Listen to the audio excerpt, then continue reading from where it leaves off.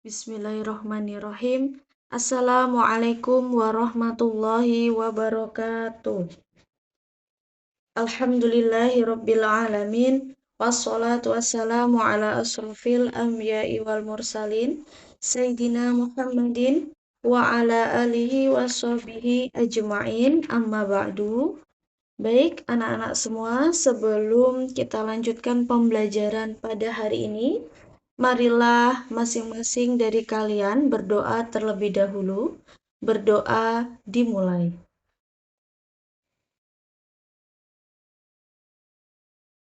Berdoa selesai. Anak-anak sekalian, bagaimana kabar kalian semua? Semoga kalian tetap semangat dalam menjalankan ibadah puasa dan jangan lupa sholat 5 waktunya ya. Baik anak-anak, hari ini Ibu akan melanjutkan materi kita. Di pertemuan sebelumnya kita sudah mempelajari tentang malaikat-malaikat Allah. Dan sekarang Ibu akan lanjutkan yaitu tentang makhluk goib selain malaikat. Anak-anak, apakah sudah dibaca bukunya? Jangan lupa ya, bukunya selalu dibaca. Di pertemuan sebelumnya, Ibu sudah membahas terkait pengertian dari malaikat-malaikat Allah. Anak-anak, jadi yang namanya iman kepada malaikat artinya kalian mempercayai dan meyakini bahwa malaikat mempunyai tugas dan tanggung jawab masing-masing. Dan sifat dari malaikat dan manusia itu tidak sama, sangat berbeda. Dan malaikat itu ada 10. Di pertemuan sebelumnya kita sudah membahas terkait jumlah dari malaikat. Jangan lupa ya, dihafalkan 1-10 beserta tugasnya. Baik, sekarang Ibu akan lanjutkan yaitu terkait makhluk goib selain malaikat. Di sini, dari makhluk goib selain malaikat itu ada beberapa yang akan kita bahas. Yang pertama, yaitu jin. Yang kedua, iblis atau setan. Yang pertama, kita bahas terlebih dahulu.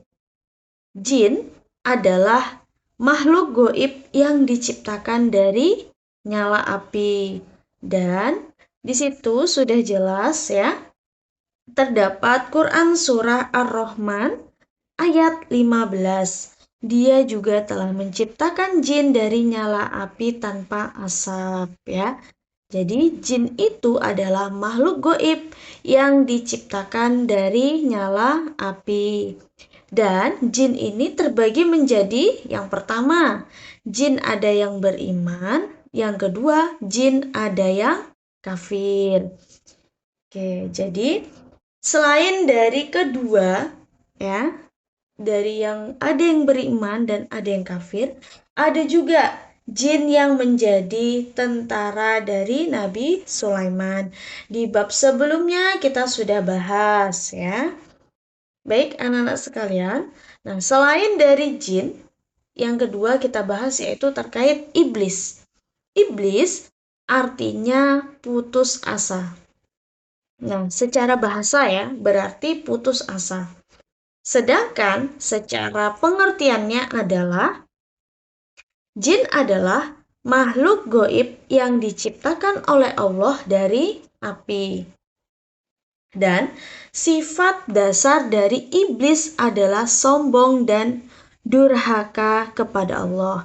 Jadi pada saat itu pernah dijelaskan dalam sebuah tafsir, yaitu dahulu iblis termasuk salah satu golongan dari malaikat.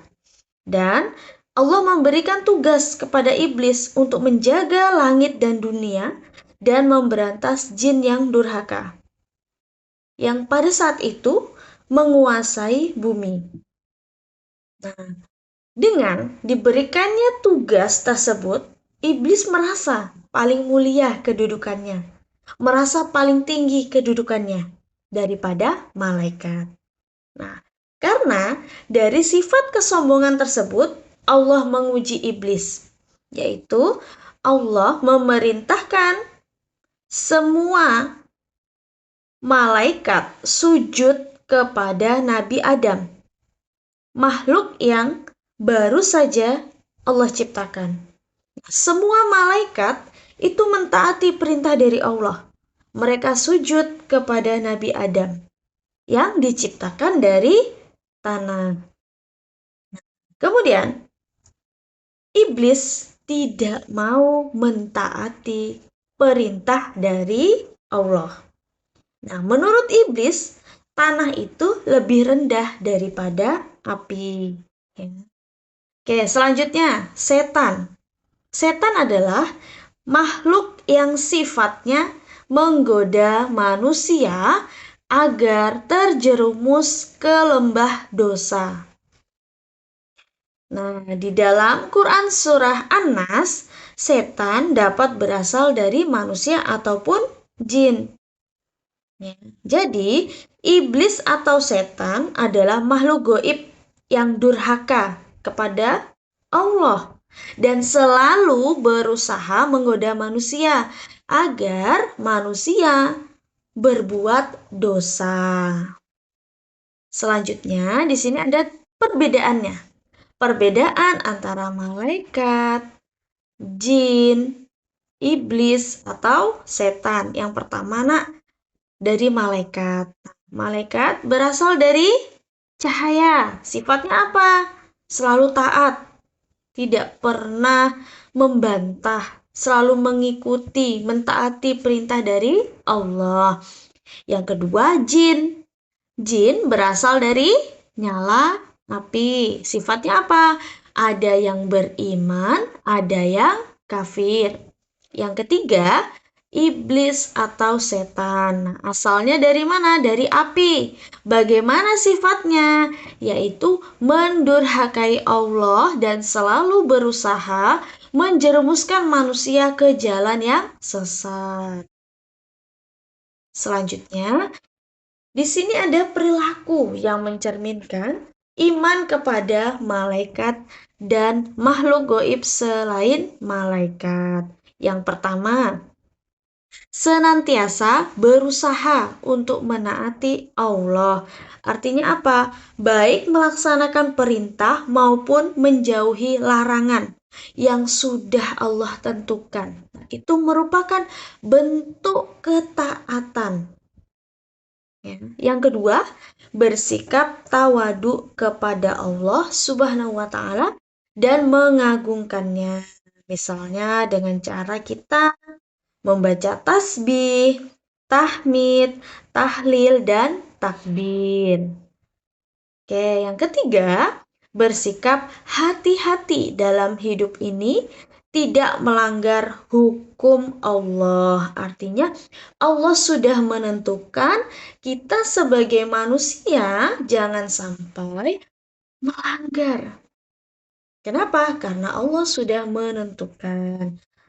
Misalnya Allah memerintahkan kepada kita untuk menjauhi perbuatan maksiat. Ya, kita harus jauhi, jangan didekati atau bahkan melakukan. Baik, anak-anak semuanya, demikian yang Ibu sampaikan. Tetap semangat dalam belajar ya.